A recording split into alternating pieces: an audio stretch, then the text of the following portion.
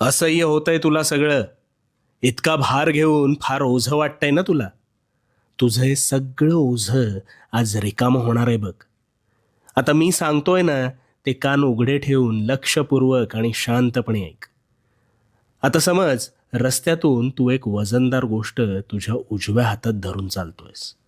सुरुवातीला चालताना तुला तितकासा भार जाणवत नाहीये, पण जसं जसं तू पुढे सरसावतोस तसा तुझ्या हातावर अधिक ताण येतो.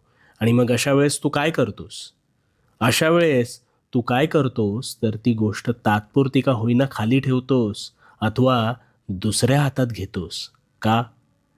कारण भार झेपेनासा झाल्यावर त्यावर त्याच वेळी तू तत्परतेने मार्ग काढतोस आणि त्या हातावरचा भार टाळतोस.